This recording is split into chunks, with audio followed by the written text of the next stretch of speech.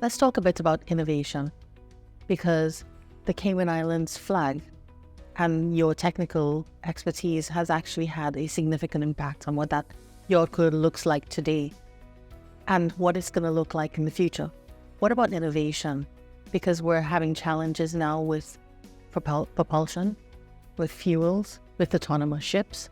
What's next for innovation? There's a lot of stuff going on in those areas. I mean, propulsion in particular has been a hot topic for a number of years.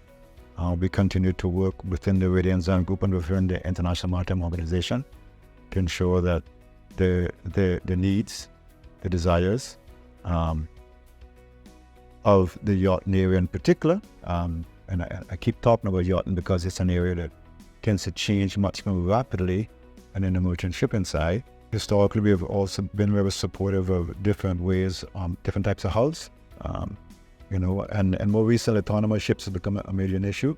We do have people both in the Georgetown head office and in the UK Southampton office that are active and involved in groups. They attend conferences. They provide advice to technical groups in that particular area. What would you say the most significant recent development for that yacht code is? Is it that 13 to 36 passenger yacht code?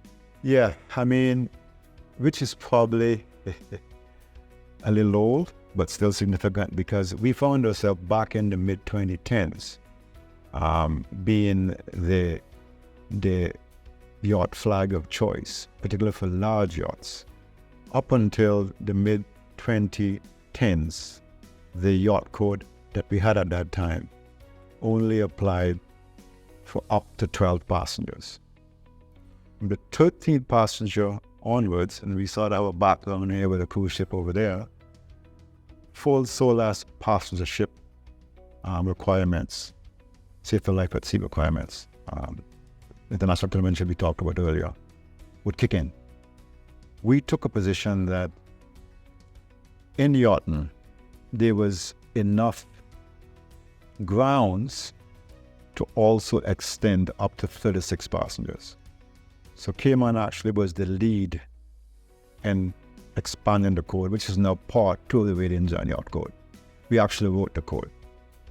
We co-chair the technical forum of the Radiant Zone Group now with the UK, where we keep all of these things under continuous review. We are committed to the industry. We do an update every 5 years. It doesn't mean that if something happens within that 5-year cycle, we can't respond to it, which is extremely important in yacht because it's a fast-moving area. Commercial ships is much more different. I mean, conventions can take as much as 20 years to come into force and sometimes more in commercial ships because they go through the International Maritime Organization. In the case of yachts, we will lodge alternative mechanisms to the various conventions. So yes, the yacht codes also have SOLAS in it. It has SCCW in it. It has MLC in it. It has MARPOL in it. It's just been applied in a yacht-specific way. What would you say is the biggest advantage for a commercial ship owner if they choose to use the Cayman Islands flag?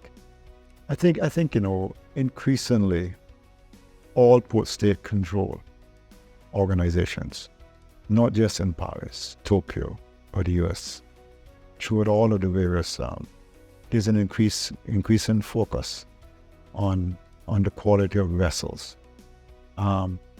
That's what we bring to that space. We ensure that we work with the ship owner to make sure that the vessel that is flagged with Cayman and owned by the ship owner or the operator or whatever the case may be is of the highest quality, because you can imagine if your vessel get detained for one day, there is a significant economic disadvantage. The loss of revenue is significant, just on that one vessel for one day.